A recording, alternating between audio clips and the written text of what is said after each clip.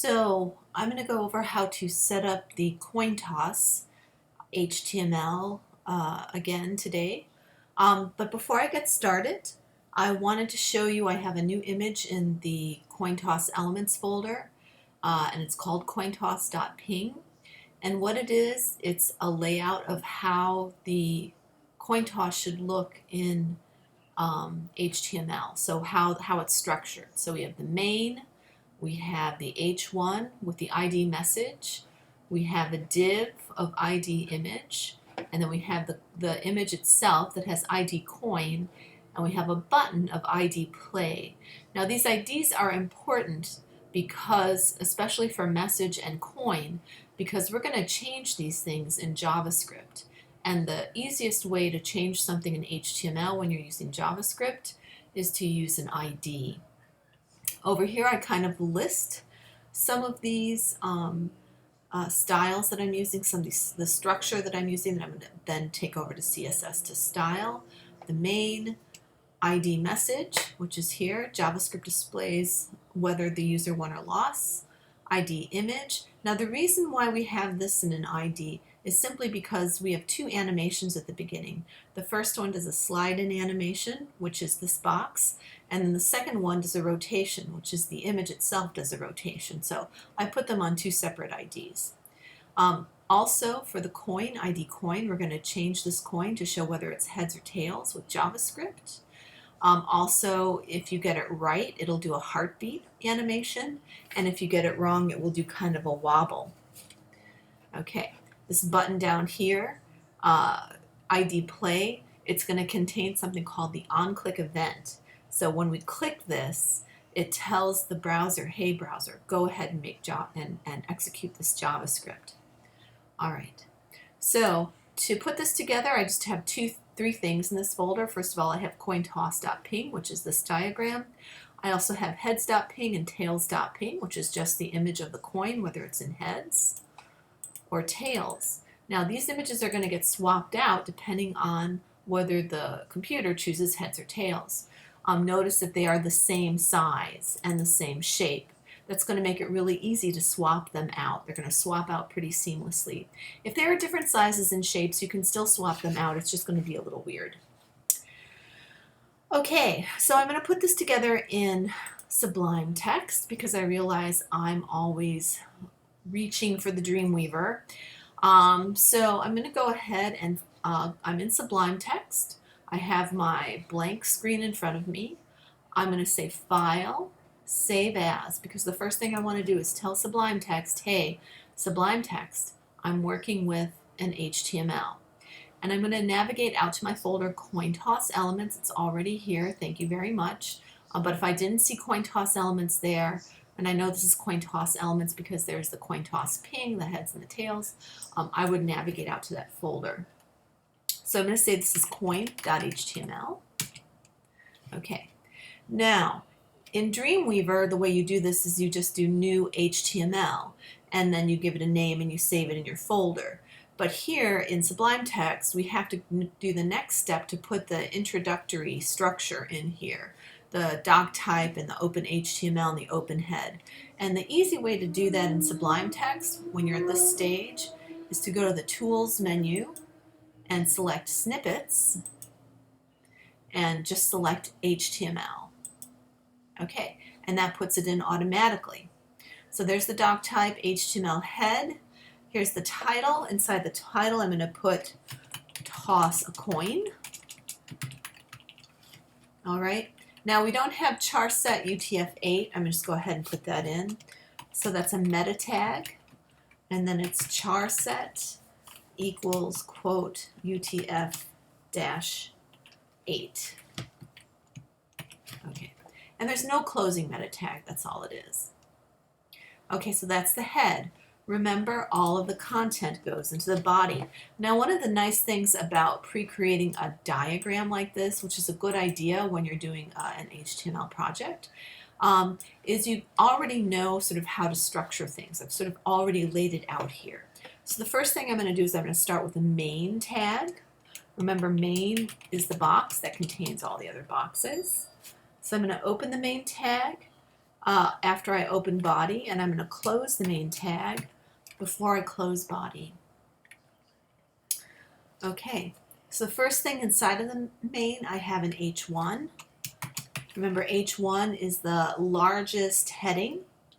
So I'm going to say H1 ID equal quote message. Okay, and for now inside of this H1, I'm going to put the words flip a coin.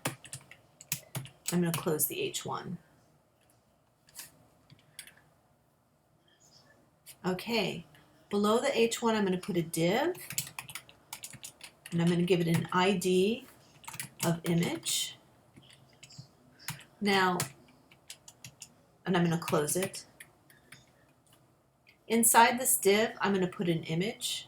So I'm just going to go ahead, img src equals. I like to put the heads in there as the sort of default value. So I'm going to put a heads. I'm going to put img src as heads. I'm going to say alt equal heads, and I'm going to say ID, very important, equal quote coin. So remember, the ID basically gives the image a name. All right, and then below the div, but below the closed div, but before the closed main, I'm just going to put the button, and I'm going to give it an ID of play, and I'm just going to put the word play in there. Okay. All right, very simple. So let me show you the boxes. We have the main. Remember, main contains all the other boxes. Main is inside the body. Inside the main, we have H1. That's where our big banner heading goes. We have a div ID of image, and inside there is an image, and it has an ID of coin. And below that, we have a button of ID play, and then we close main. So the HTML is pretty simple. So we have no styling here. But if I go ahead and preview this, oh, right. I go ahead and preview this, she said, by opening Safari and saying Open File and navigating out to CoinToss Elements and selecting coin.html. Okay, so I can see the structure of my document.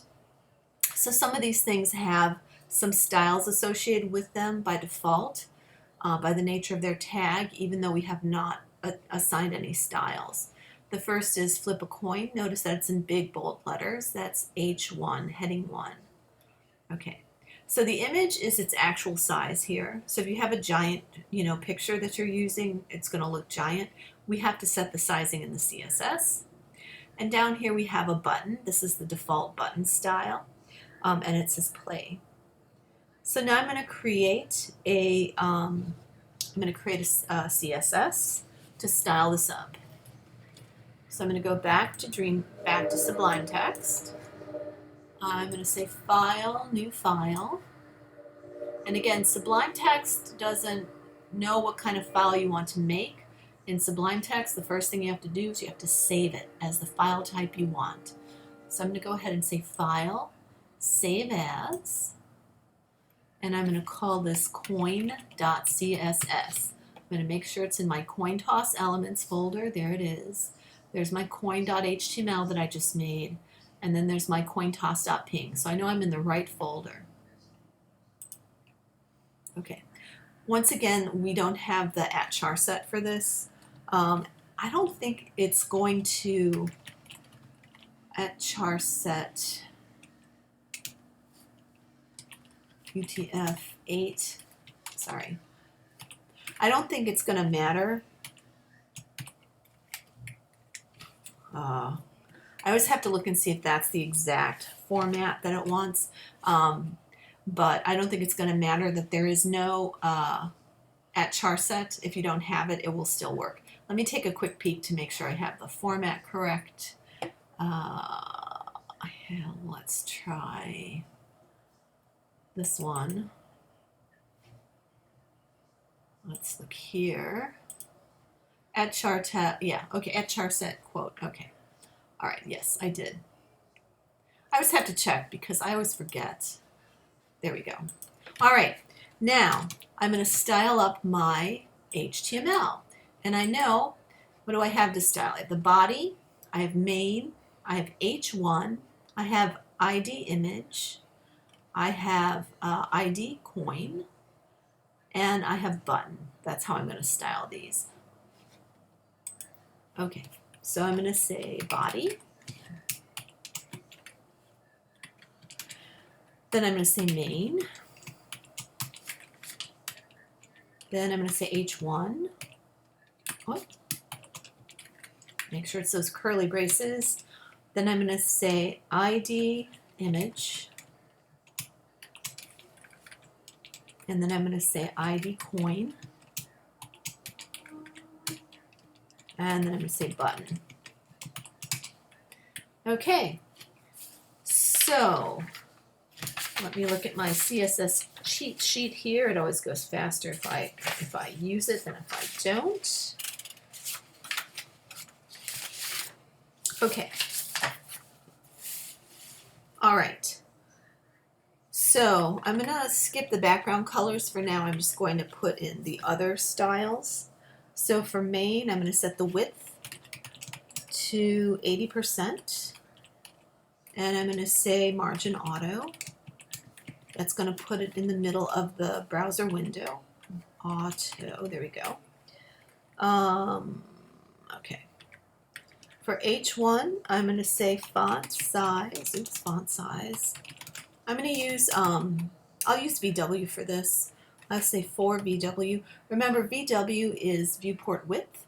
So with VW as opposed to M's, if I say 4 M's, it's going to be 4 M's no matter what size I make it on this particular device. So this is my desktop. So I can squeeze the window to be pretty narrow, and 4 M's will stay the same size. 4 VW, on the other hand, will actually scale with the size of the window itself.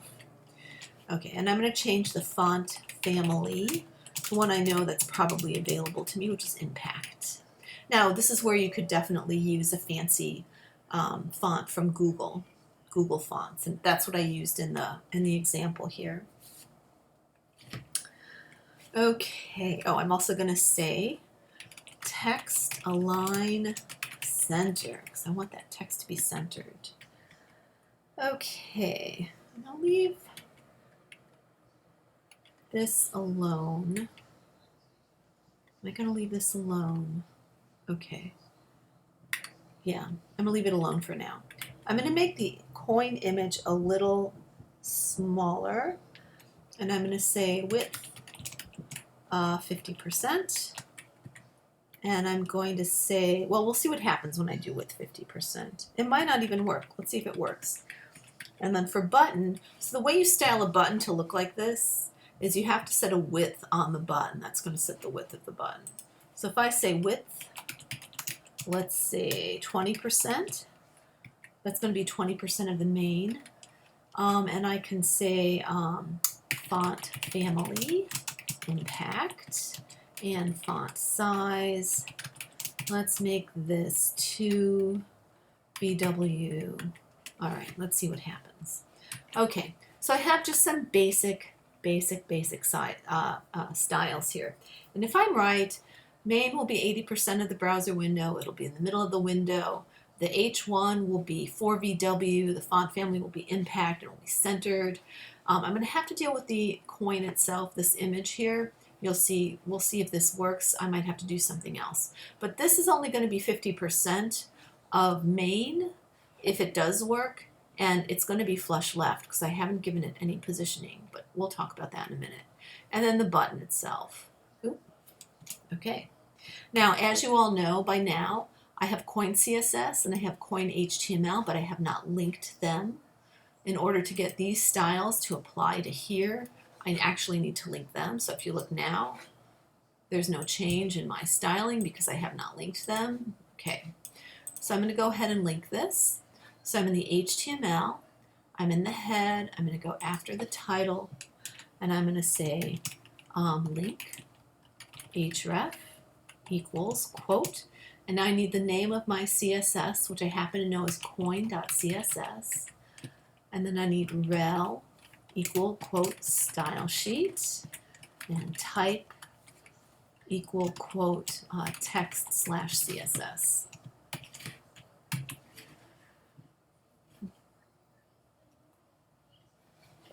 All right, now I'm going to preview this and see what it looks like. Let me make this a little smaller. Okay. Bloop! Okay, it looks pretty good. Now I do have a couple of issues. So I know that this is where main is, and flip a coin is in the middle of main. And both this image and this button, they're hanging out on the left-hand side. Because left to themselves, these things, they appear flush left, stacked one on top of the other. So I was able to center flip a coin because with text, you can use text align center. You can't use that with images. So with images, you have to do a little math.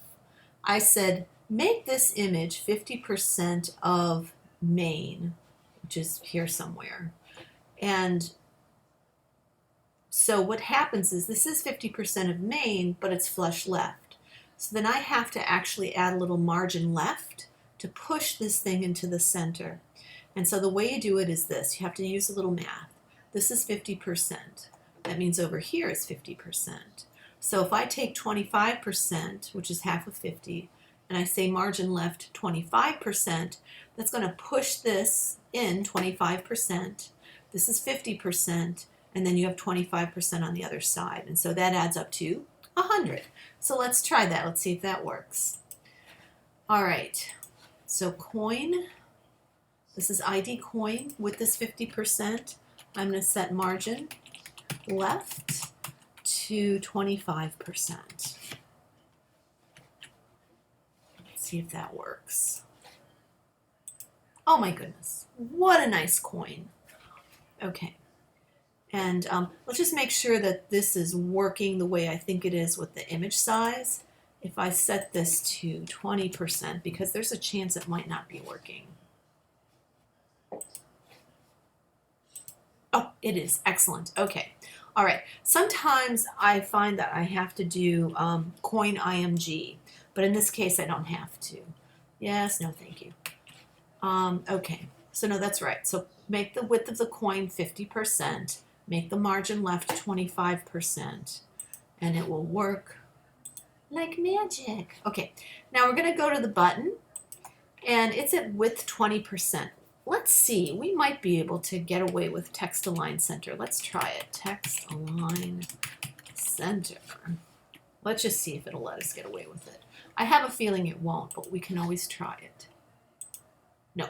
Okay. So you see text align center does not work with this. So we have to play the same game with this button that we did with this image. We have to say, okay, this button is 20% wide. That gives us 80% left over. So if you cut 80 in half, that's 40.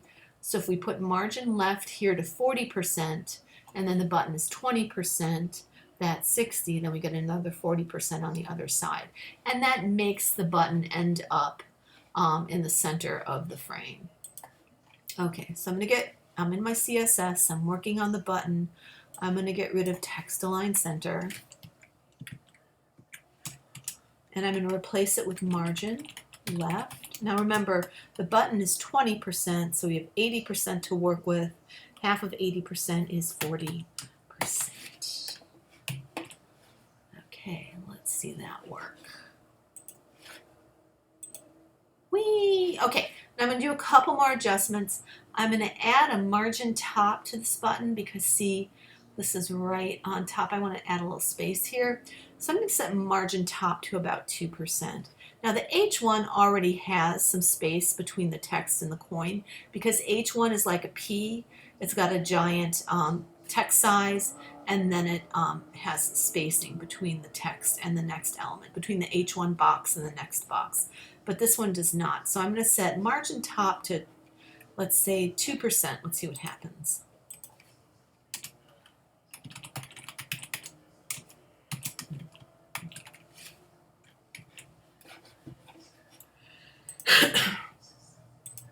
Much better. Okay, good. All right, so notice I haven't added any colors here. Obviously I could add colors, I could add background images, I could swap out the coin, could be something else, it could be, I don't know, a dice, for example. But so that's the sort of styling that you can do. So here, the other thing I'm going to add before I'm done, because the next step will be to layer on the JavaScript, I'm going to add some animation. So I want to make it so that this coin rolls in from the left and then rotates at the same time. So there are two different animations here. There's one called what is it? Translate X. Let me see. Let me make sure I have the language here. I can tell you what the words are. The animation is, here we go, slide in. And so it's transform, translate X. Translate X means change is an animation command that says move it along the x-axis, which is horizontal. And the other one is called rotate. So I'm going to show you how I'm going to set up that animation. There's a PowerPoint about animation in Canvas. I also have some links to really excellent animation tutorials. So we may have some time to go over animation in class, but we may not. So I'm going to show you basically how to set it up. Okay, so to set up animation, and actually I'm going to go to Canvas and I'll show you, oops, sorry about that. I'm going to show you where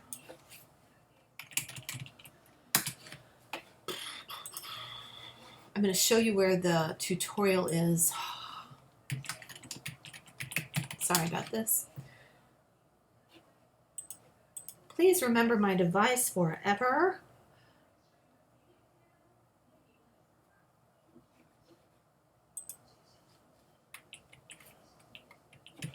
Okay, I'm going to show you where the animation outline is. So if you want to try it for yourself. So here we are, we're in our course. I'm going to go to modules. Let's see where I put the animation stuff. Oh, animations and transform. So it's under long form multimedia. So let's just take a quick, do we have a lecture on it? Yeah, okay, but it's a PowerPoint. All right, so we'll do just a quick look at it. So there's two components to doing animations.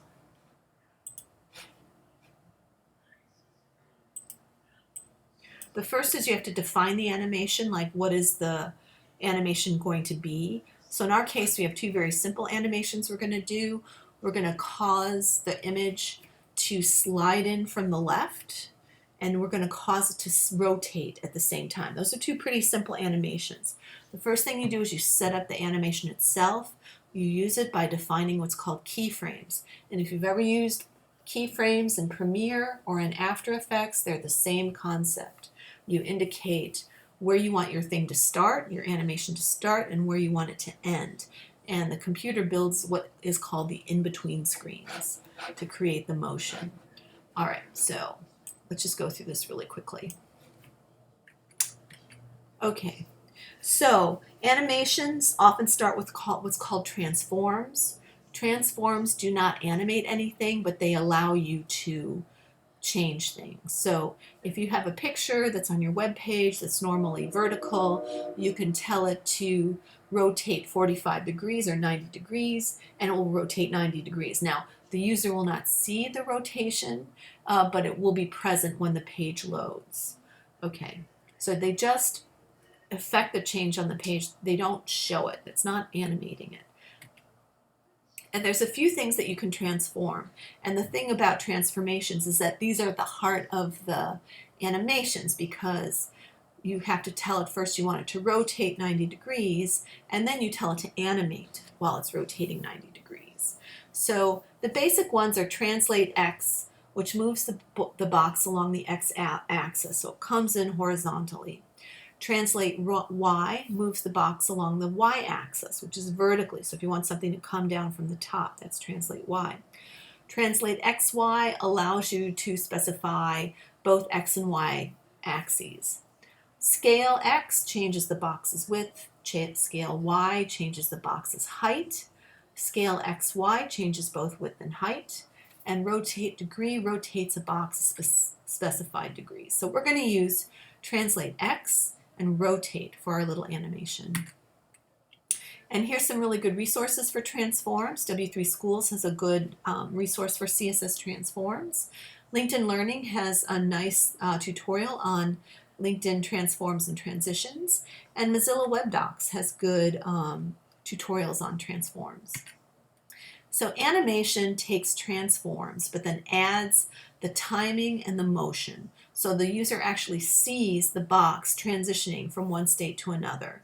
So it actually sees the coin rotate or the box sliding in. You can animate all of the transforms, plus you can animate color, you can animate font size, you can animate border radius, you can animate just about any CSS property. Not all of them though. So to set up an animation, you need two elements. So you have to have the box that is to be animated, and then you have an @keyframe style that describes the animation to be performed. So you put @keyframes at the bottom of your CSS, and that's where you say, @keyframes, we're going to create an animation called rotate. And what it is, it says we're going to rotate 360 degrees. Okay, so here @keyframes, it defines the animation to be performed. Okay, it identifies the property to be animated and the steps of the animation. So over here on the left, we have an example. So it says @keyframes. It says, oh, what's following is the keyframes. Then here it says pulse_animation. That's the name of the animation. You have to give your animation a name. So if we're going to rotate our coin, we might call our animation spin. All right, and then we have the curly braces all the way around the animation definition. All right, we always use curly braces. And then you have these percentages. And what the percentages indicate is, what does the object look like at the start? What does it look like in the middle? And what does it look like at the end? So sometimes you have 3 stops. Sometimes you may only have 2 stops. What does it look like at the beginning and where does it end up? Sometimes you could have more. It's going to depend on your animation. If we're just going to rotate something, or if we're going to move it from off stage left to the center of the stage, we'll only have 2. 0% is when it's off stage, we can't see it. 100% is where it would normally be. All right. Okay. All right. Once you have defined the animation, and we're going to do that for rotate and slide, what you're going to do, oops, sorry about that, gee, I've totally got away from me. At the thing we're going to animate, so we're going to animate the coin ID, which is the image of the coin. At the coin style, we assign the animation. We say, first of all, we say animation name. That means we're going to play an animation. This is the name. Then it says animation duration. How long does the animation take? The last one is animation iteration count. How many times does it perform the animation? Okay, and here's some more good resources. All right, so we're just going to go ahead and jump in. All right, so we're going to animate. Let's do this first. We're going to animate coin. We're going to make it rotate. That's one of the simplest animations. So I like to put the animation definitions, the @keyframes, at the bottom of the page of the CSS. So here I'm just defining the animation. I haven't assigned it anything yet. So I start off by saying @keyframes. Okay, and then space. And the first thing it wants is a name. So I'm going to call my rotation spin. I can call it anything that I want, but I like to call it something that sounds like it might be doing something. I mean, that indicates what it's doing.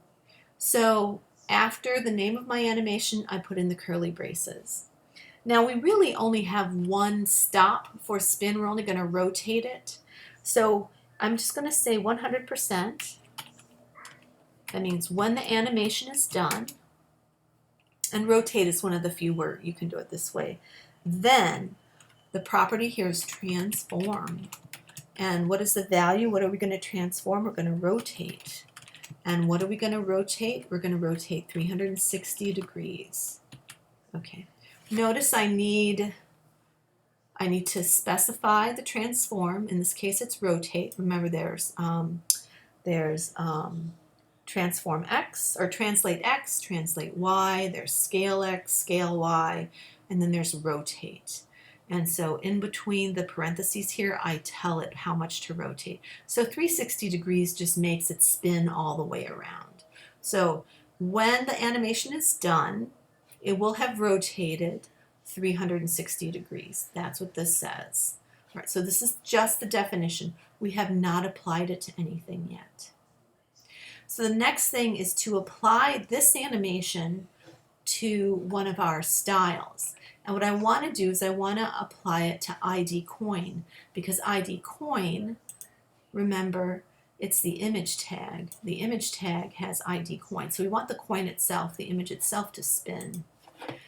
So this is how I do it. I have at least three elements that I need to put in here. I need to put in animation-name. That means, hey, we're going to animate, and here's the name. And so what is the name here? Let me see if I need to put this in quotes. No, I can just put spin. It's not spin. Then I'm going to say animation duration. And this wants to know how long is it going to take to complete that animation. So let's put something in pretty slow to start out. We'll put 5 seconds. So notice I put the number and I put the letter S. So I can put the number 5, I can put a fraction, a decimal point, so I could do 1.2 seconds, I could do 0.5 seconds. You can also use something called milliseconds, which are MS, but seconds are usually easier to deal with. Okay, the last thing we need is animation, iteration, count. And that says how many times are we going to make this thing animate. So let's say 2. That should make it spin twice. All right, so if we've done this properly, we have defined an animation called spin, and spin is going to cause it to rotate 360 degrees. And now if we're going to apply it to coin, we should see the coin animating, we should see the animation take 5 seconds, and we should see it occur twice. So the whole animation is going to be 10 seconds. All right, let's see if that works. Let's see if it works. 1, 2. All right, and that's about 10 seconds. So that's just the animation, right? Just the rotation. So we can change that up a little bit. So right now the animation duration is 5 seconds. Let's change it down to 2 seconds. It should be a lot faster when we do that. So it's going to rotate 360 degrees. Each rotation is going to be 2 seconds, and it's going to do it twice. All right, so let's look. 1, 2. Okay, very nice. Let's say we just wanted to do it once.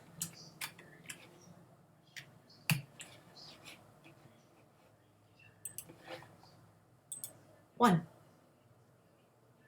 That's it. So it only does it once. We can make it do it 10 times.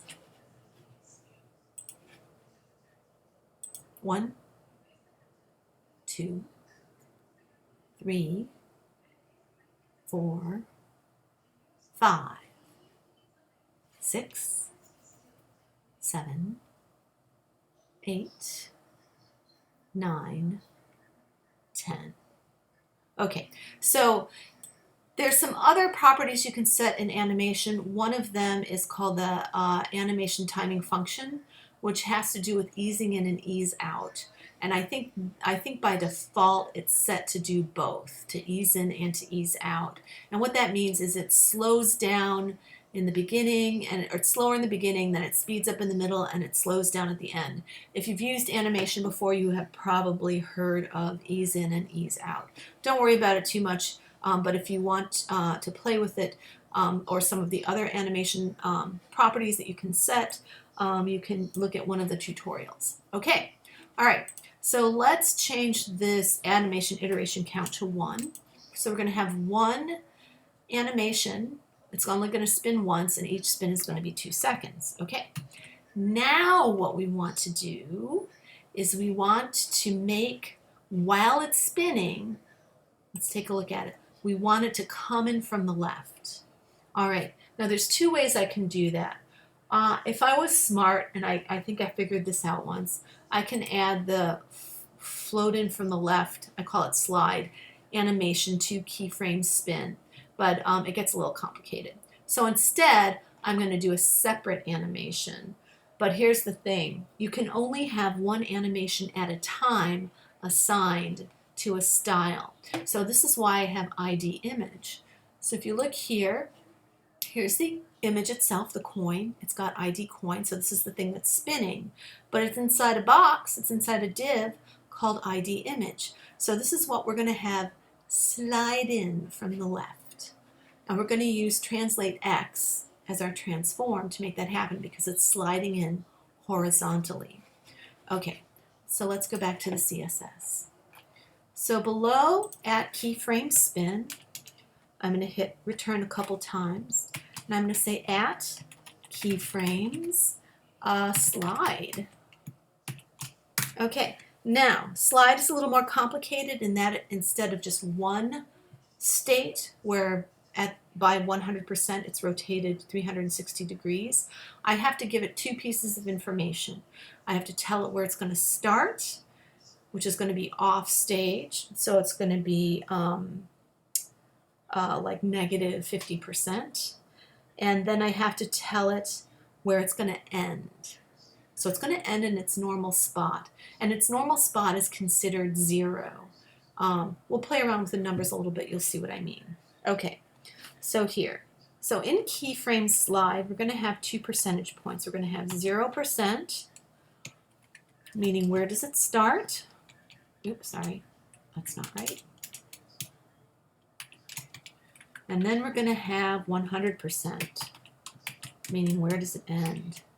And a lot of animations, that's all they have. They have a beginning state and an end state. So in this case, we're going to start at 0%. We're going to start off with transform. A lot of animations use transforms.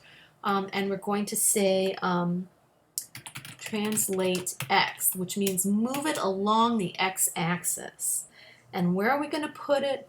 We're going to put it negative 50%. Now what this is, it's negative 50% from its current location, which sounds a little confusing.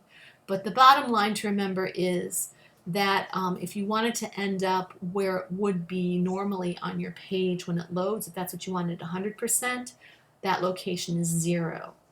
But let's start off with, but if we want it to be off stage, so you can't see it on the page when it first loads, but it slides in, then you need to give it a negative number. So let's try negative 50. Let's see if it works. Okay, now when we're done, we're going to have it end where it currently is located if the page loads normally. So transform is the property, and the value is translate X, and it's just 0. Okay, so the starting point. All right, let's see what that looks like. Oh, actually, we can't see what it looks like yet because all I've done is define this. I've only defined what the animation does. It starts negative 50% horizontally in the horizontal position, and it ends up in the horizontal position of 0. So now we need to apply it to a style. So again, I'm going to apply it to the image ID, which remember the image is a div. ID image is a div that contains ID coin, which is the actual image. So I'm going to do the same thing here. I'm going to do animation name, and it's slide. So animation duration. Okay, so I'm going to make this 2 seconds. Now notice that this is the same duration as the spin. That's because I want them to occur at the same time. I'll play around with the numbers a little bit. You'll see how it works. And animation iteration count is 1. We only want to slide across once. Okay, so if this works, we should see the div of ID image sliding in from the left over 2 seconds. At the same time, we should see the image of ID coin rotating once over 2 seconds. Okay, so let's see if we can get sliding and rotating going at the same time. Oh my goodness, look at that. Okay, I could even push this coin a little further off stage. So let me set this, instead of -50, let's make it -70%. Let's see if we can get it completely off stage. Let's try it again. Okay, better. Okay. We could probably, if we do -100, let's see if that works. That'll probably get it completely off stage. Yeah, there it goes. Now it's rolling in. And notice that as it rolls in, it's rotating at the same time. And both animations take the same amount of time. So, and which makes this a very satisfying animation. Watch what happens if I change the animation timing on the slide to be longer than the rotation. So the rotation is 2 seconds, spin is 2 seconds, slide is 2 seconds. If I set slide to be 5 seconds, watch what happens. So slide is going to be 5 seconds long, and the coin spin is going to be 2 seconds. Okay, see, the coin stops spinning. That's why it's a good idea to have them the same time. So if I change this back to 2 seconds, and I set the rotation to 5 seconds, so now it's going to slide in over 2 seconds, but the spin is going to be 5 seconds. Watch what happens. Okay, it's still spinning when it gets there. Now sometimes you might want that, but I really like it when these two things are the same length of time because they're occurring together. Okay, all right, so that is the basic setup for the coin toss before we start layering in some JavaScript yeah, with some animation tutorials. So check this out, give it a whirl, and we'll pick up from this on Tuesday.